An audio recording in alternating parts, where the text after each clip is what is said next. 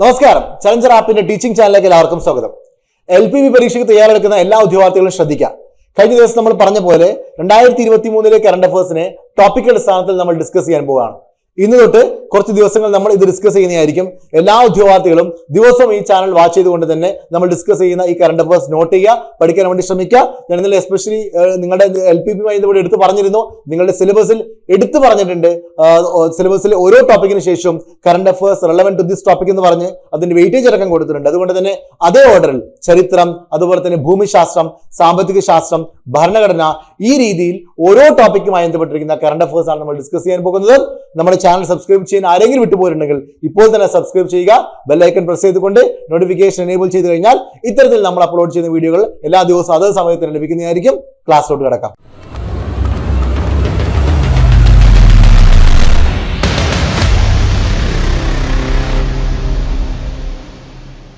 അപ്പൊ ഈ സീരീസിന്റെ ഭാഗമായിട്ട് നമ്മൾ ആദ്യം ഡിസ്കസ് ചെയ്യാൻ പോകുന്നത് ചരിത്രം എന്ന് പറയുന്ന ടോപ്പിക്കുമായി ബന്ധപ്പെട്ടിരിക്കുന്ന 2021 കറണ്ട് അഫയേഴ്സ് ആണ് നോക്കാൻ പോകുന്നത്. നോക്കാം.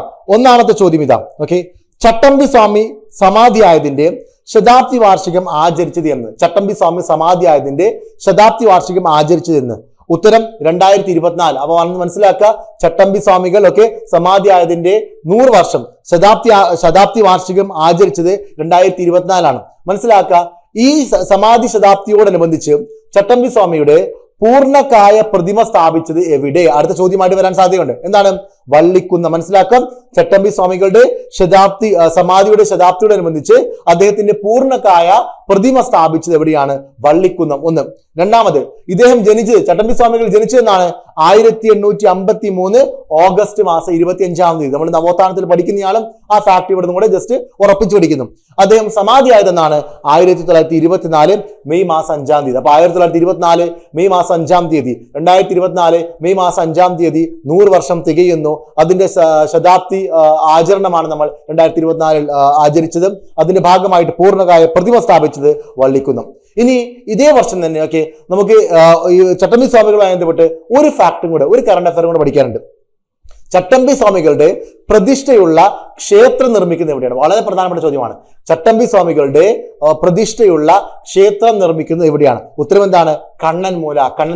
ഈ കണ്ണൻമൂലക്ക് ഒരു പ്രത്യേകത ഉണ്ടല്ലോ. എന്താണ്?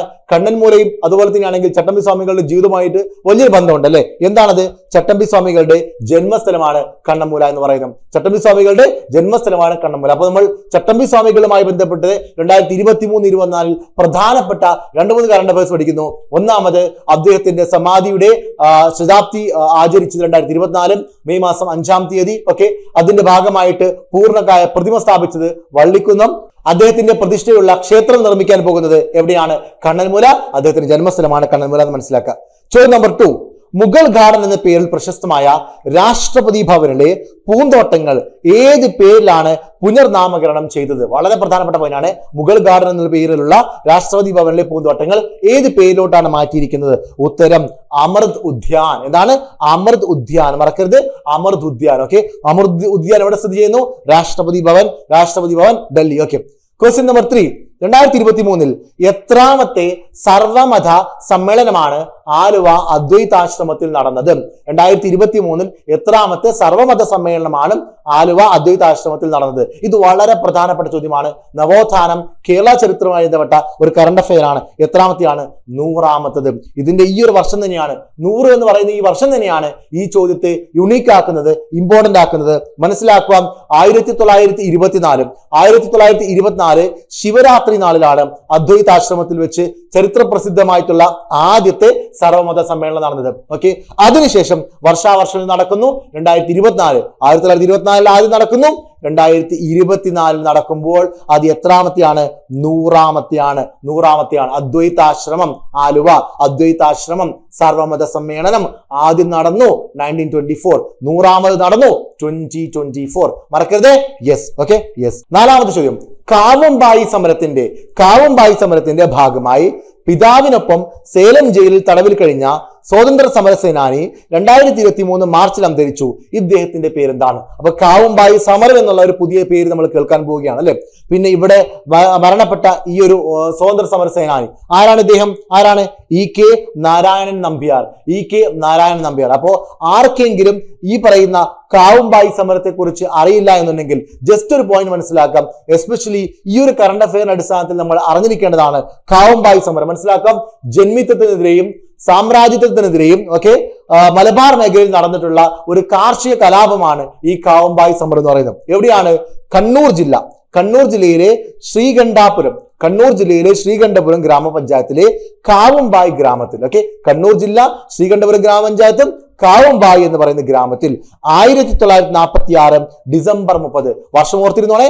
1946 ഡിസംബർ 30 കാവുംബായി കാർഷിക കലാപം നടന്നത്. ഇത് ഓർത്തിരിക്കേണ്ട ഒരു കാര്യമുണ്ട്. AKG കുറിച്ച് അറിയാലോ. AKG ജീവിതകഥ അല്ലെങ്കിൽ ആത്മകഥയുടെ പേരെന്താണ്? എന്റെ ജീവിതകഥ അല്ലെ. AKGയുടെ ആത്മകഥയുടെ പേരെന്താണ്? എന്റെ ജീവിതകഥ. ഈ എന്റെ ജീവിതകഥയിൽ പരാമർശിക്കപ്പെട്ടിട്ടുള്ള മലബാറിലെ ഒരു കാർഷിക കലാപം കൂടിയാണ് ഈ കാവുംബായി കലാപം എന്ന് പറയുന്നത്, കാവുംബായി സമരം എന്ന് പറയുന്നത്. ആ കാവുംബായി സമരത്തിന്റെ ഭാഗമായിട്ട് ജയിൽവാസം അനുഷ്ഠിച്ചിട്ടുള്ള വ്യക്തിയാണ് EK നാരായണൻ നമ്പ്യാർ. പിതാവിനോടൊപ്പം ജയിൽവാസം അനുഷ്ഠിച്ചിട്ടുള്ള വ്യക്തിയാണ് അദ്ദേഹം. 2023 മാർച്ച് മാസത്തിൽ അന്തരിച്ചു. ആ കാരണത്താലാണ് നമ്മൾ ഈ കറണ്ട് അഫെയർ പഠിക്കുന്നത്. മറക്കല്ലേ, 23 മാർച്ച് മാസത്തിൽ അന്തരിച്ച കാവുംബായി സമരത്തിൽ പിതാവിനോടൊപ്പം സേലം ജയിലിൽ ജയിൽവാസം അനുഭവിച്ച വ്യക്തിയാണ് EK നാരായണൻ നമ്പ്യാർ. സ്വാതന്ത്ര്യ സമര സേനാനിയാണ്. കാവുംബായി സമരം നടന്നത് 1946 ഡിസംബർ 30 കാർഷിക കലാപമാണ്. കണ്ണൂർ ജില്ലയിലാണ്, ശ്രീകണ്ഠപുരം ഗ്രാമപഞ്ചായത്തിലാണ്, കാവുംബായി ഗ്രാമത്തിലാണ് കേട്ടോ.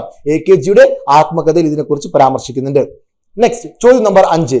Prime Ministers Library and Museum. എന്താണ് Prime Ministers Library and Museum എന്ന് പേര് മാറ്റിയ മ്യൂസിയം ആൻഡ് ലൈബ്രറി ഏത്? അപ്പൊ അതായത് ഏത് മ്യൂസിയത്തിന്റെ പേരാണ്, ഏത് ലൈബ്രറിയുടെ പേരാണ് Prime Ministers Library and Museum എന്നാക്കിയത് എന്നുള്ളതാണ് ചോദ്യം. ഉത്തരം എന്താണ്? നെഹ്റു സ്മാരകം മ്യൂസിയം ആൻഡ് ലൈബ്രറി. നെഹ്റു സ്മാരകം മ്യൂസിയം ആൻഡ് ലൈബ്രറി. അപ്പൊ മനസ്സിലാക്കുക, ജവഹർലാൽ നെഹ്റുവിന്റെ പേരിലുണ്ടായിരുന്ന ആ സ്മാരകം മ്യൂസിയം ആൻഡ് ലൈബ്രറി ആണ് prime Ministers Library and museum എന്നുള്ള പേരിലോട്ട് മാറ്റിയിരിക്കുന്നത്. അറിഞ്ഞിരിക്കുക, ഇന്ത്യയുടെ പ്രഥമ പ്രധാനമന്ത്രിയായിരുന്ന ജവഹർലാൽ നെഹ്റുവിന്റെ ഔദ്യോഗിക വസതിയായിരുന്നു ഇത്. ഈ ഔദ്യോഗിക വസതിയാണ് ഈ ഔദ്യോഗിക വസതി മുമ്പ് അറിയപ്പെട്ടിരുന്നത് നെഹ്റു സ്മാരകം എന്നും അതുപോലെ തന്നെ നെഹ്റു മ്യൂസിയം ആൻഡ് ലൈബ്രറി എന്നൊക്കെ ആയിരുന്നു. അതിന്റെ പേര് എന്താക്കി മാറ്റിയിട്ടുണ്ട്? Prime Ministers Library and museum ആക്കി മാറ്റിയിട്ടുണ്ട് എന്ന് അറിഞ്ഞിരിക്കണം. അപ്പൊ ഇത് ആരാ മാറ്റുന്നത്? ഇതിനൊരു ട്രസ്റ്റ് ഉണ്ട്, ഒരു സൊസൈറ്റി ഉണ്ട്. ആ സൊസൈറ്റിയുടെ ചെയർമാൻ എന്ന് പറയുന്നത് ഇന്ത്യയുടെ ഡിഫൻസ് മിനിസ്റ്റർ ആണ്. അപ്പൊ അദ്ദേഹത്തിന്റെ നേതൃത്വത്തിലുള്ള ആ ഒരു സമിതിയാണ് ഇത് പേര് മാറ്റാൻ വേണ്ടി തീരുമാനിച്ചതെന്നും കൂടെ അറിഞ്ഞിരിക്കാം. നെക്സ്റ്റ് 6ാമത്തെ ചോദ്യം. തെലങ്കാന സംസ്ഥാന രൂപീകരണവുമായി ബന്ധപ്പെട്ട് രക്തസാക്ഷിത്വം വരിച്ചവർക്കായി പണി കഴിപ്പിച്ച സ്മാരകത്തിന്റെ പേരെന്ത്? വളരെ പ്രധാനപ്പെട്ടതാണ്. തെലങ്കാന സംസ്ഥാന രൂപീകരണവുമായി ബന്ധപ്പെട്ട് രക്തസാക്ഷിത്വം വരിച്ചവർക്കായി പണി കഴിപ്പിച്ച സ്മാരകത്തിന്റെ പേരെന്ത്? എന്താണ്? അമരജ്യോതി എന്നാണ്. അമരജ്യോതി. അപ്പൊ സ്വാഭാവികമായിട്ടും ഇത്തരത്തിലൊരു സ്മാരകം വരുമ്പോൾ അതിനൊരു ഉദ്ഘാടകൻ ഉണ്ടാവില്ലേ? ഉദ്ഘാടനം നടന്നിട്ടുണ്ടാവില്ലേ? ആരാണ് ഇനാഗുറേറ്റ് ചെയ്തത്? മനസ്സിലാക്കുക, ഇത് അനാച്ഛാദനം ചെയ്തത് ആരാണ്? അപ്പോഴത്തെ അതായത് കഴിഞ്ഞ വർഷത്തെ തെലങ്കാന മുഖ്യമന്ത്രിയായിരുന്ന ചന്ദ്രശേഖർ റാവു ആണ്. എന്നാൽ ഇലക്ഷൻ നടക്കുന്നു, ചന്ദ്രശേഖർ റാവുവിന്റെ ഗവൺമെന്റ് താഴെ പോകുന്നു, പുതിയ ഗവൺമെന്റ് അധികാരത്തിൽ വരുന്നു. അതുകൊണ്ട് തന്നെ പുതിയ മുഖ്യമന്ത്രി ആരാണ്? കറന്റ് ചീഫ് മിനിസ്റ്റർ ആരാണ്? രേവന്ത് റെഡ്ഡി. അപ്പം ഇത് ഈ ഒരു മ്യൂസിയം അനാച്ഛാദനം ചെയ്ത ആരാണ്? ചന്ദ്രശേഖർ റാവു ആണ്. ഇതിന്റെ പേരെന്താണ്? അമരജ്യോതി എന്നാണ്. നിലവിലെ തെലങ്കാന ചീഫ് മിനിസ്റ്ററുടെ പേരെന്താണ്? രേവന്ത് റെഡ്ഡി. മറക്കല്ലേ, രേവന്ത് റെഡ്ഡി. നെക്സ്റ്റ് ക്വസ്റ്റ്യൻ, ചോദ്യം നമ്പർ 7. 1ാം ലോക മഹായുദ്ധത്തിൽ കൊല്ലപ്പെട്ട ഇന്ത്യൻ സൈനികർക്ക് വേണ്ടിയുള്ള സ്മാരകമായ ഹീലിയോപോളിസ് കോമൺവെൽത്ത് യുദ്ധസ്മാരകം. എന്താണ് ഹീലിയോപോളിസ് കോമൺവെൽത്ത് യുദ്ധസ്മാരകം സ്ഥിതി ചെയ്യുന്നത് ഏത് രാജ്യത്താണ്? എന്തുകൊണ്ടായിരിക്കും ഈ ചോദ്യം നമ്മൾ ഇപ്പോൾ ചോദിക്കാനുള്ള കാരണം?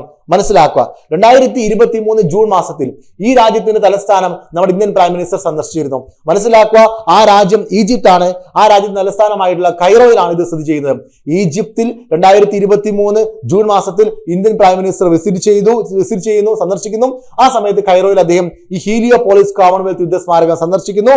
അതിന്റെ ഭാഗമായിട്ടാണ് നമ്മൾ ഇത് പഠിക്കുന്നത്. മനസ്സിലാക്കണം. അപ്പൊ 1ാം ലോക മഹായുദ്ധത്തിൽ കൊല്ലപ്പെട്ട ഇന്ത്യൻ സൈനികർക്ക് വേണ്ടിയുള്ള യുദ്ധസ്മാരകം ഹീലിയോപോളിസ് കോമൺവെൽത്ത് യുദ്ധസ്മാരകം സ്ഥിതി ചെയ്യുന്നു കൈറോ ഈജിപ്ത്. യെസ്.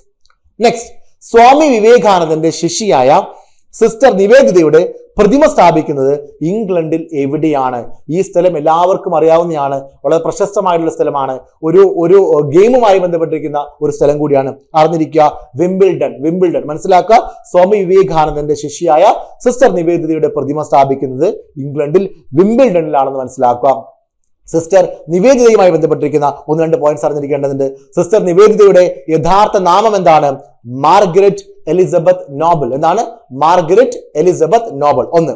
2, അയർലൻഡിലെ അൾസ്റ്റർ ജില്ലയിലെ ഡൻഗാനൻ എന്ന സ്ഥലത്താണ് സിസ്റ്റർ നിവേദിത ജനിച്ചത്. അതായത് മാർഗരറ്റ് എലിസബത്ത് നോബൽ എന്ന യഥാർത്ഥ നാമമുള്ള സിസ്റ്റർ നിവേദിത ജനിച്ചത് അയർലൻഡിലെ അൾസ്റ്റർ ജില്ലയിലെ ഡൻഗാനൻ എന്ന് പറയുന്ന സ്ഥലത്താണ്. അവരുടെ ഒരു പ്രതിമ സ്ഥാപിക്കാൻ പോകുന്നത് ഇംഗ്ലണ്ടിലെ വിംബിൾഡണിലാണ് എന്നും കൂടെ അറിഞ്ഞിരിക്കണം. ഇതാണ് 8ാമത്തെ ചോദ്യം, ഈ ചരിത്രവുമായി ബന്ധപ്പെട്ടിരിക്കുന്ന 8ാമത്തെ ചോദ്യം. ഇനി ചരിത്രവുമായി ബന്ധപ്പെട്ടിരിക്കുന്ന 9ാമത്തെ ചോദ്യം. നമ്പൂതിരി സമുദായത്തിലെ സ്ത്രീകളുടെ ഉന്നമനത്തിനായി പ്രവർത്തിച്ച സാമൂഹിക സാംസ്കാരിക പ്രവർത്തകയാര്?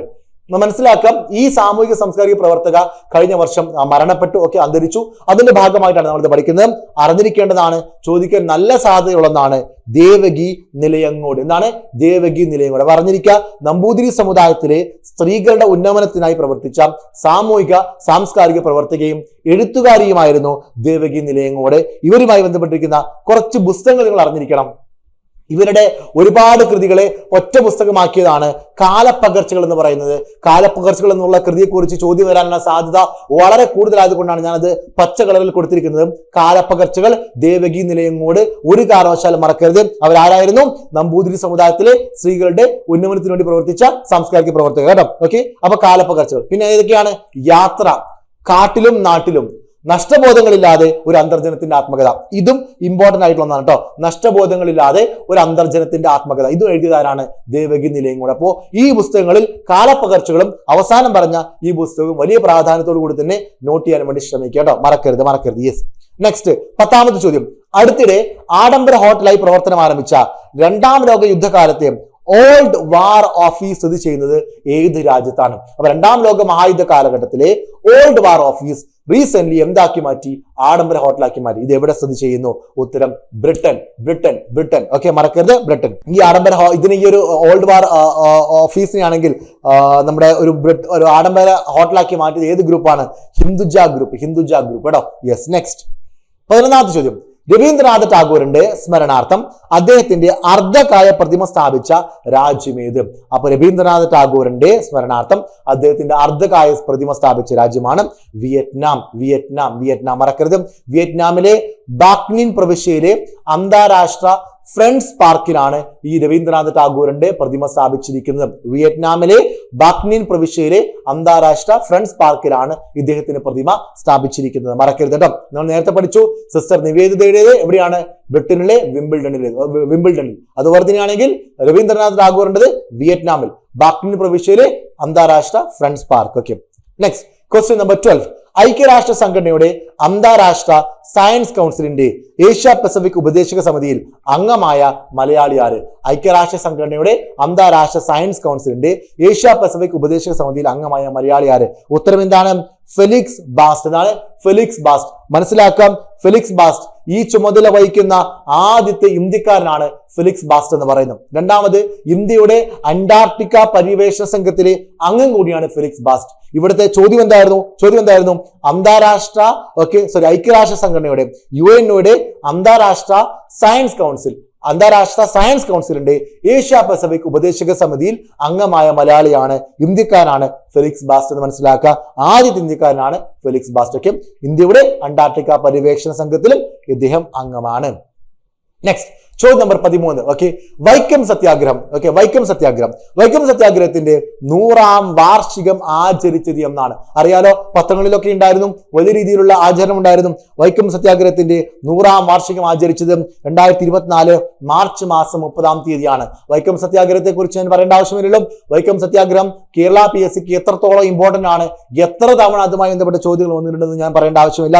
മനസ്സിലാക്കാം, വൈക്കം സത്യാഗ്രഹം ആരംഭിച്ചത് 1924 മാർച്ച് മാസം 30ാം തീയതി. 2024 മാർച്ച് 30 ആകുമ്പോൾ അതിന് 100ാമത്തെ വാർഷികമായി. 2023 മാർച്ച് 30 ആകുമ്പോൾ 100ാമത്തെ വാർഷികമായി.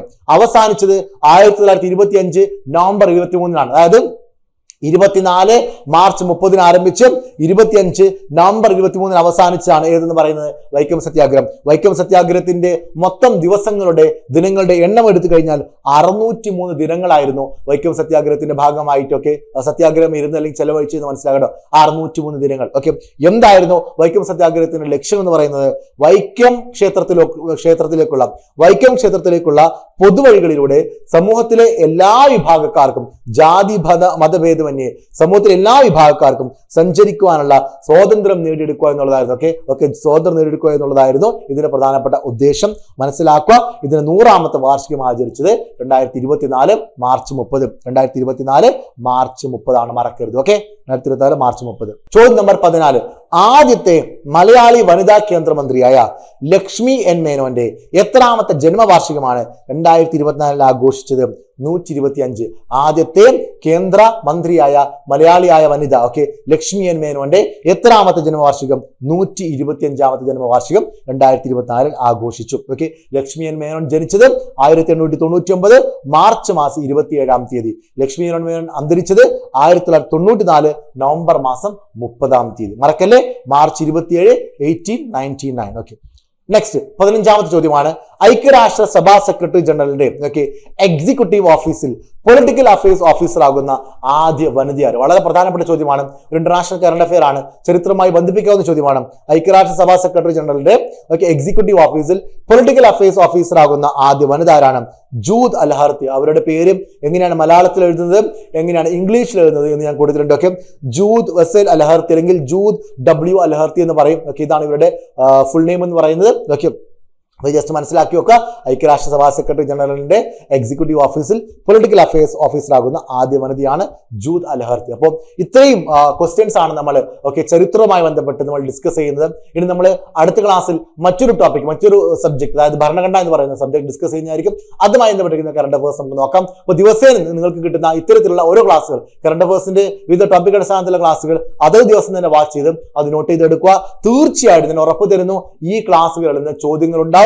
Especially LP, UP, LDC, degree prelims, CBA പരീക്ഷകൾ തയ്യാറെടുക്കുന്ന ഉദ്യോഗാർത്ഥികൾ 2 മാസങ്ങൾക്ക് ശേഷം അല്ലെങ്കിൽ 1.5 മാസങ്ങൾക്ക് ശേഷം നിങ്ങളുടെ പരീക്ഷയാണ്. ആ ഉദ്യോഗാർത്ഥികൾ നിർബന്ധമായിട്ട് ഇത് കാണാൻ വേണ്ടി ശ്രമിക്കുക. ഇതിൽ നിന്ന് ചോദ്യങ്ങൾ ഉണ്ടാവുന്നതായിരിക്കും. നമുക്ക് നാളെ മറ്റൊരു ടോപ്പിക്കുമായി കണ്ടുമുട്ടാം. Thank you. ബൈ.